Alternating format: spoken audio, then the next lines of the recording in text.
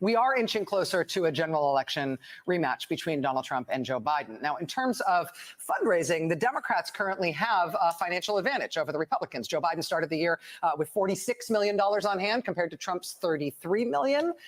Here's some news, though. Perhaps that imbalance will not last for long.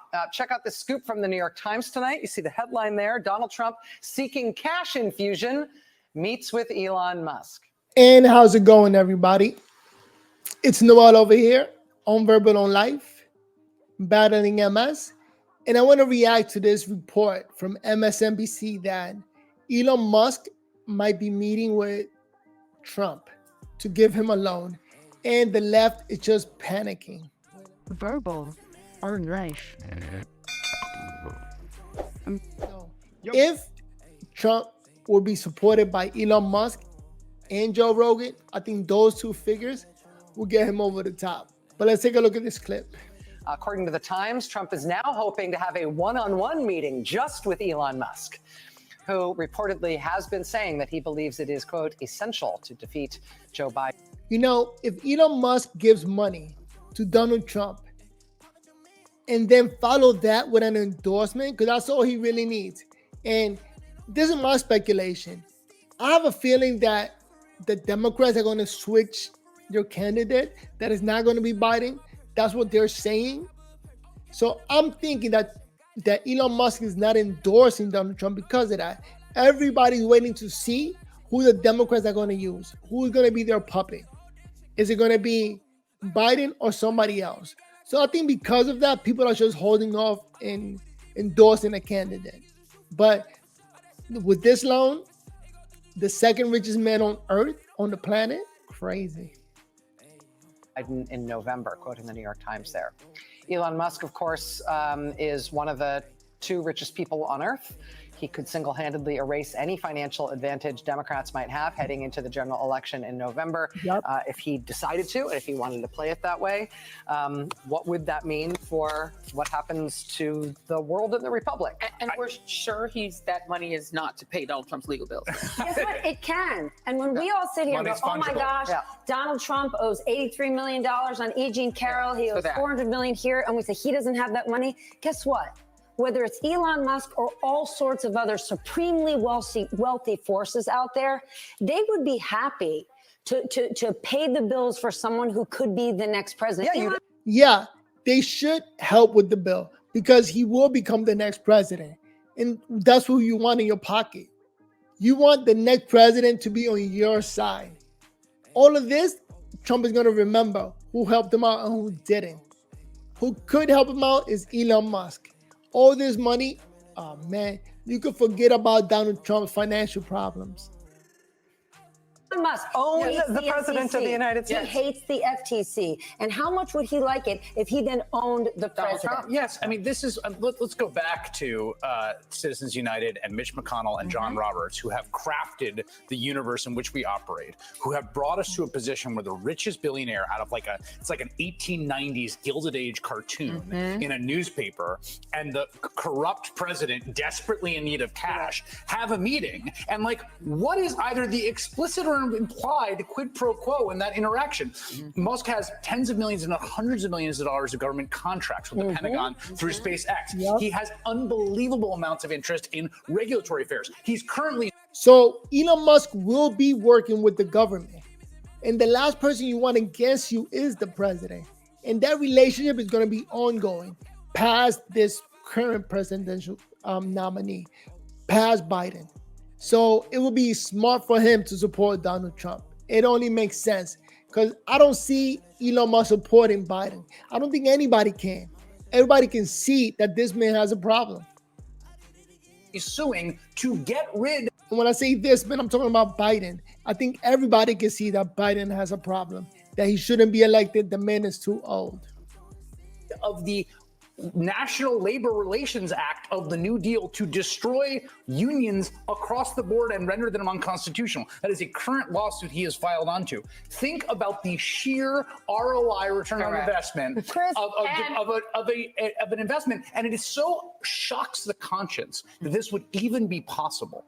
And it's only possible, again, because of Mitch McConnell, because of the Roberts court and the MAGA court, that you could even be in a position where you have such an obviously corrupt setup. Chris, Tesla is the only car manufacturer that is allowed to sell directly to consumer, because as it should be, directly to consumer. Why do we have all these other sellers in line between the car company and the customer when the car company could just sell directly? Elon Musk is a genius. Shout out to the Tesla. one of the biggest, strongest lobbies in this country is car dealership owners, right?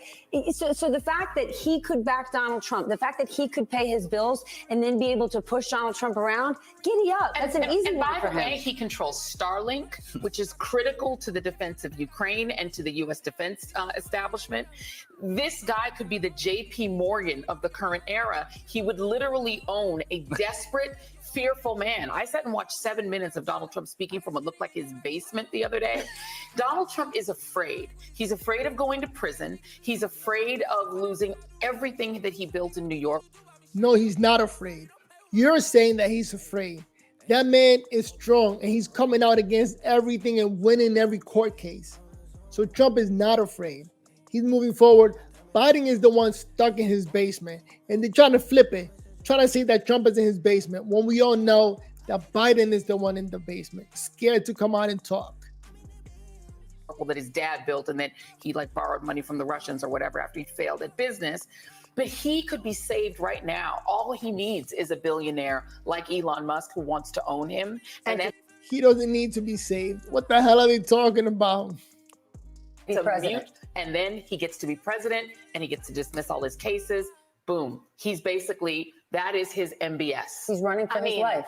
He's running for his life. It also, does assume that Trump is inevitably going to win once he has Elon's money behind him. And though I believe that money in politics is a colossal problem. Oh, yeah, no. There is, he is but you'd rather be even than outgunned. He is, yes, but he is reliant on government contracts. Yeah. And, if Joe Biden's reelected and Elon Musk has bankrolled Donald Trump, that's a great then point. what do you do? Tesla wasn't invited to the last EV summit at the White House. Yeah. And that was so dumb. The fact that Biden didn't invite Elon Musk to the EV summit, and look at him now. He doesn't have Elon Musk support. Elon Musk is waking up to the reality of things. And I think all of us, everybody got to wake up to the reality that Biden got a mental health issues. The man is too old. And right now, you hear them just pushing fear, just trying to get us all scared. And a lot of people fall for this, sadly. Oh, burn. They won't be invited in 2025. What you're supposed to do with that money is to fund ground campaigns, mail campaigns, et cetera. They're already saying they're not going to do mail. Most of that money, let's be clear, is going to go to cure Donald Trump's personal financial issues, not to the ground campaign. Can I just say one more thing about this? Because I actually find it very usefully clarifying, is it's so much of the way that Donald Trump talks, so much of the way that our politics talk about are these sort of cultural signifiers, these points of intense sort of ideological, rhetorical, demographic conflict in the country, the invaders coming over the border, the sort of Marxists that run the Democratic Party, they're trying to destroy the future. When in power, what Republican governments do is do policy that helps people like Elon Musk. They cut corporate taxes. It's the only domestic policy bill that they passed the last time around when they didn't build the wall. They had all three. They did make it easier for people. Again, selling fear. Trump was building the wall and he got stopped. They tried to prevent him as best as possible. Trump tried to fulfill all his promises, and he had to go up against the Democrats who tried to stop him. And now you hear them trying to put fear on people. Can't believe people keep falling for this.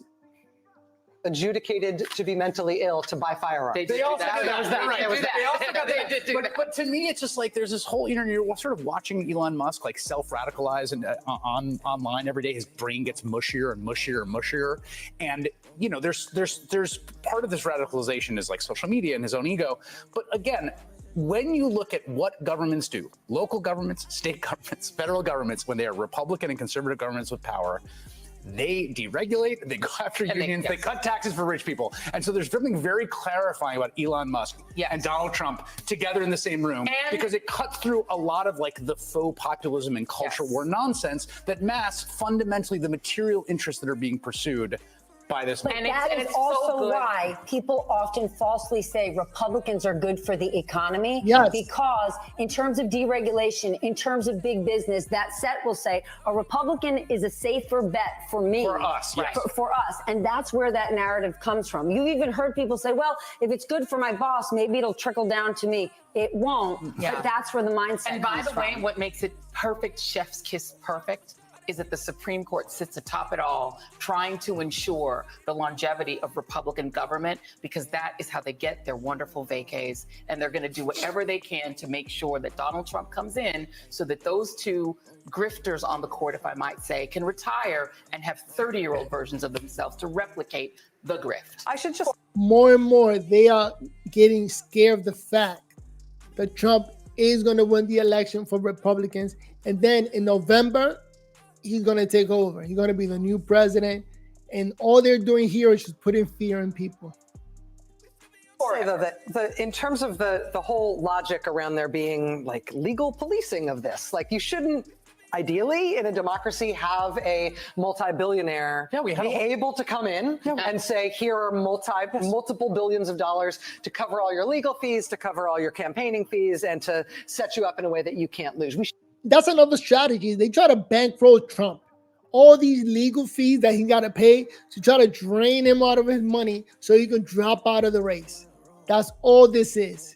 And to have somebody like Elon Musk saying that I'm going to go in there and help you out, it is scaring them. Technically shouldn't have that. But how do we police it? We police it by shame, right? Because it's speech. Money is speech, and therefore it's transparency. And so if all we can do is force disclosure of the funding, that will take care of itself, because people will be repulsed by this. But Rachel, and of course shamelessness is Donald Trump's superpower. Yes. Remember, back when we were renders saying this guy doesn't pay his taxes, and he said, you're right, I don't, because I'm smart. But a nod to Democrats, when Joe Biden was running, he said, I'm going to close so many loopholes so it won't just be shameful for But he didn't close any loopholes. Still a chaotic income tax. Republicans to violate emoluments and so on and so forth, and they haven't. And if we end up with a Donald Trump again, like, it's no holds barred. MBS, come on over for a barbecue. I'm just going to say that this is there is this idea when you study countries that used to be democracies that slid out of democracy and became authoritarian instead. One of the things that everybody who studies that in every country tells you is that the institutions cannot defend themselves. That's right. And we have set up our institutions so that their defense against authoritarian rule and anti-democratic tactics is shame and is transparency, and it's people knowing the information and being able to react accordingly. That, if that is all we've got, then our institutions will not defend our democracy. If we let things play out along these lines, our democracy will fall and we will become a country that doesn't have elections anymore. And so we're in a country that doesn't have election anymore. What the hell is she talking about? Taking things to extremes. Like, if we get Trump, he's not leaving office and he's not going to run elections anymore. Are you kidding me? What kind of stupid argument are you making? Stupid argument. a situation right now where we can't count on the existing structures to just do this on autopilot. There's only one way out of this. You have to pick one. You have to pick Donald Trump or you have to pick Joe Biden. Yes. There isn't a magic other answer. There's no institution, there's no court, there's no criminal prosecution, There is no institution. because people don't hear it. There's no magic in the media. There's people having to figure out which one of those candidates they want and what it means for the future of this country. And then going out and doing the work to make sure that that candidate wins. It means not only voting, it means literally doing what you can to make one of those two candidates win. And if you're not working for one of them, you are by default working for the other. And by the way, you know what? It's all we've got. What the Biden campaign folks said, they're sending out two words tonight: cementing reality. And what you just said is what they're saying. That they're saying what tonight was about was cementing the reality that it's Biden or Trump. And what Joe Biden was able to do is to clear 80% in almost all of these races to cement that reality. They're hoping that emotionally they can cement that reality for their voters, because their voters are the ones who are most fantasy prone when it comes to. Biden got the media working double overtime to help him getting elected, to help him get everybody scared of Donald Trump. Like all they're doing is putting fear. Look, if you elect this guy, if you elect Donald Trump, it's the end of democracy. And that's all they got. The media, scaring the hell out of people. This is crazy. More so than Republicans, but Republicans are more disconnected from each other. They are actually having a fight that's bigger than the fight inside the Democratic Party. You just have some Democrats who would love for for Joe Biden to change his Middle East policy. Democrats hoping that Republicans are going to take care of this problem, this Donald Trump problem on their own side. Not going to happen. It's not happening. It's not happening. Donald Trump keeps beating all his court cases. And the more court cases that go towards Donald Trump, the bigger he gets, the more support he gets. And now the media are panicking. They don't know what to do because the truth is coming out and it's crash and burning Biden. Everybody's waking up to the reality that Biden's an old man. He shouldn't be running for presidency. But hey, at the end of the day, we got to vote. I keep saying it, Trump 2024. That's who got my vote. And I'm not going to let these people put fear in me. If Elon Musk supports Donald Trump and gives him money or donations or whatever, hey, Trump is going to be a clear winner. Comment below if you haven't subscribed. I'm up to 1,586 subscribers on YouTube. Thank you for watching. See you guys in the next video. Peace.